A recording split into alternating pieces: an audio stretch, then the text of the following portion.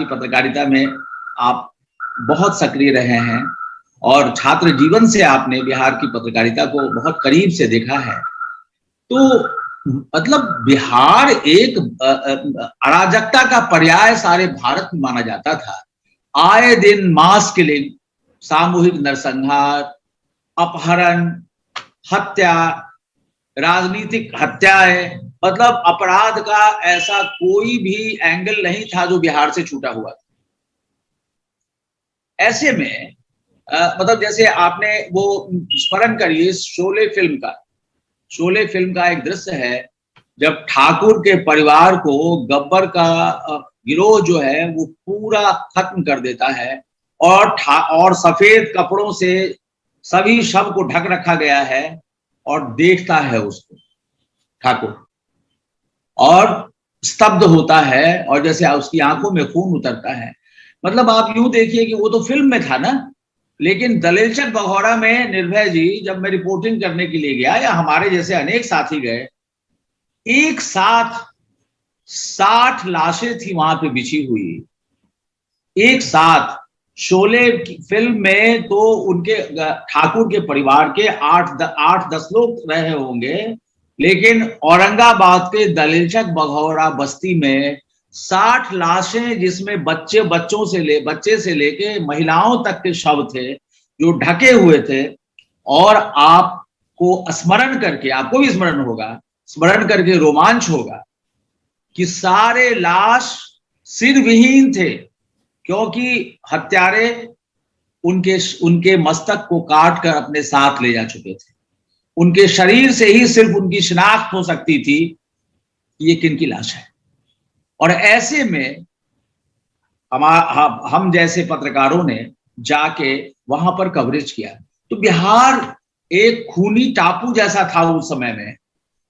और मैं याद करता हूं कि उस समय की हालत ये थी कि रूस के एक बड़े महान लेखक हुए सोल्जेनित्सिन, अलेक्जेंडर सोल्जेनित्सिन का एक बहुत ही मशहूर उपन्यास है गुलाग आर्कीपेलागो, हिंदी में उसका अनुवाद है गुलाग द्वीप समूह।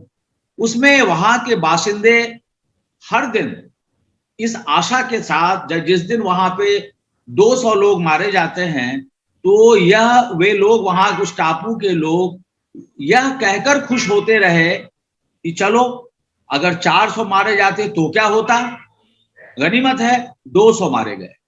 जिस दिन 500 मारे जाते थे लोग वहां उस टापू पर तो लोग कहते थे कोई बात नहीं, 1000 तो नहीं मारे गए ना।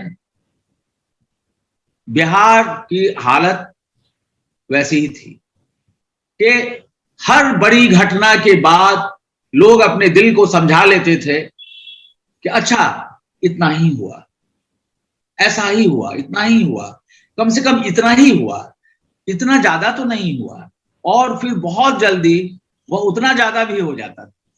ऐसे में और बिहार में निर्भय जी आप देखिए एक कई तरह के दौर से बिहार गुजरा है। जैसे कि जो मेरी किताब भी है बिहार राजनीति का अपराधीकरण, जो 1992 में आई, मेरी पहली किताब थी। तो अब याद करिए कि 80 के दशक में एक लॉट आया था बिहार विधानसभा में, जिसमें कि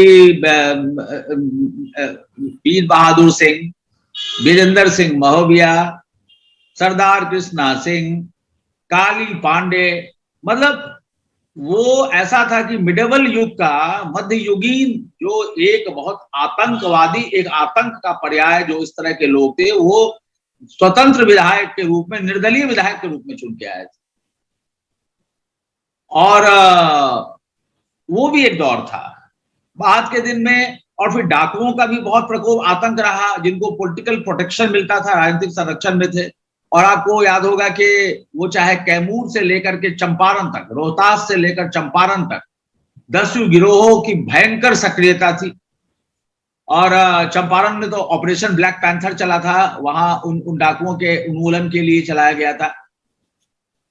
रोहतास में कैमूर पर्वत पर मोहन रामाशीष बिंद और मोहन बिंद जैसे दस्युओं का जो गिरोह था वो सक्रिय था।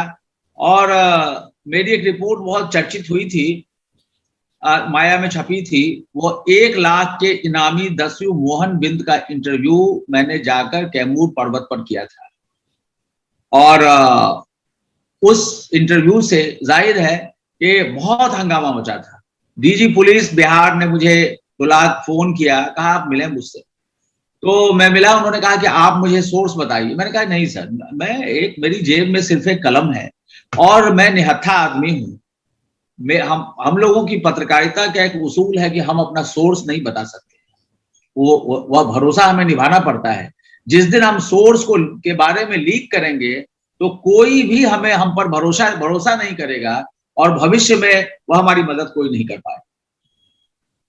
मैंने कहा आपके पास में लाखों पुलिस बल है, संसाधन है, बंदूक है, हथियार है, और मैं तो एक निहत्था व्यक्ति, है ना। तो बात वही है, इसी बिहार की धरती पर निर्भय जी, गोपाल सिंह नेपाली कह गए, मेरा धन है स्वाधीन कलम, राजा बैठा सिंहासन पर, है ताजों पर आसीन कलम, मेरा धन है स्वाधीन कलम। तो बात वही है कि कलम की जगह जो है राजा के सिंहासन का जो मुकुट पहनकर जो राजा बैठा है, राजा बैठा सिंहासन पर, है ताजों पर आसीन कलम, राजा के ताज के ऊपर वो कलम की जगह है। तो इस हौसले के साथ हम लोगों ने काम किया बिहार में, और एक बड़ा दौर रहा वो। और फिर एक समय ने करवट लिया, फिर नक्सल आए, नक्सल मूवमेंट बिहार में बहुत जोर से चला, चाहे वो इंडियन पीपुल्स फ्रंट हो, मजदूर किसान संग्राम समिति हो। फिर उसके काउंटर में, नक्सल्स के काउंटर में, आपको याद होगा कि भोजपुर के इलाके में, आरा के इलाके में ब्रह्मर्षि सेना का भी सिलसिला चला, क्योंकि उन लोगों ने, जो नक्सल थे, वो सामंतों को मारने का ऐलान करते थे। काउंटर में इधर से हत्याएं होती थी, तो बहुत सारी बिहार में प्राइवेट आर्मीज भी बनी थी। वह एक बिल्कुल कबीलाई दौर था। लगता था कि हर कबीला का सरदार अपनी आर्मी बना रहा है और अपने बचाव के लिए कर रहा है, और समाज अपनी हिफाजत के लिए उस कबीलाई सरदार को पूरा सपोर्ट करता था, हर संभव सपोर्ट करता था, मॉरल से लेकर इकोनॉमिक सपोर्ट, कि हमारे कबीले का सरदार भरपूर आर्म खरीद सके और हमारे दुश्मन को जवाब दे सके और हमारी हिफाजत कर सके। यानी निर्भय जी, एक लंबे समय तक बिहार में सरकार नाम की कोई चीज थी नहीं, एक लॉलेस स्टेट था बिहार, जो बहुत रोज बरोज खून से लथपथ हो रहा था। आए दिन डॉक्टर्स की किडनैपिंग, इंजीनियर्स की किडनैपिंग, ऑफिसर्स की किडनैपिंग, और हद हद ये हुई कि शादी के लिए भी किडनैपिंग करके शादियां शुरू हो गई थी। लेकिन क्या है कि जैसे मोहन बिंद का जब मैंने इंटरव्यू लिया था, जो कैमूर पे वो मतलब दस्यु सरगना था, तो उसने मुझे कहा कि मैं डाकू नहीं, मैं बागी हूं, मैं समाज में हो रहे जुल्म के खिलाफ मैंने बंदूक उठाई है। तो बात वही है कि वो लोग जो थे, वो कई प्रकार का जो एक सामाजिक संतुलन था, कई प्रकार की जो जातीय विडंबनाएं भी थी। तो बिहार को दरअसल भारत के लोकतंत्र की परख नली माना जाता है। वैशाली गणतंत्र की यह भूमि रही है, या गणतंत्र की स्थापना इसी धरती पर हुई। तो नेचुरली गणतंत्र, लोकतंत्र को लेकर बहुत सारे प्रयोग हुए, और नेचुरली प्रयोगशाला में बहुत सी क्षति भी होती है, और बहुत तेजाब भी गिरता है, बहुत मुश्किलें भी होती हैं।